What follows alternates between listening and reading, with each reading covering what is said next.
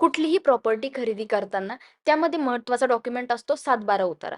परंतु खूप जणांना अजून 7/12 उतारा वाचताच येत नाही किंवा तो समजतच नाही. तर 7/12 उतारा वाचणं खूप ईझी आहे. हे बघा, 7/12 उताऱ्यामध्ये महत्त्वाचं काय दिलेलं असतं, तर गट नंबर दिलेला असतो. त्यानंतर भोगवटदार वर्ग दिलेला असतो 1 किंवा 2. 1 असेल तर स्वकष्टार्जित किंवा वडिलोपार्जित मिळकत असते त्याची आणि भोगवटदार वर्ग 2 जर असेल तर ती सरकारी मालमत्ता असते. त्यानंतर गावाचं नाव दिलेलं असतं.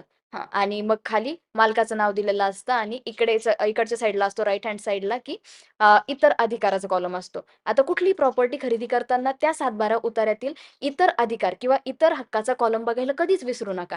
कारण त्यामध्ये ज्या व्यक्तीचं नाव असतं ना, त्या व्यक्तीला त्या प्रॉपर्टीमध्ये त्या मालका इतकाच समान अधिकार असतो.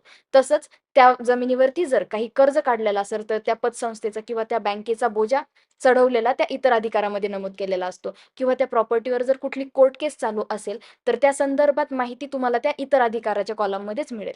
या व्यतिरिक्त मालकाच्या नावापुढे बघा एक नंबर दिलेला असतो. त्याला आपण फेरफार नंबर म्हणतो. तर कधी पण प्रॉपर्टी खरेदी करताना आहे ना, तो फेरफार पण कायम चेक करून घ्यायचा.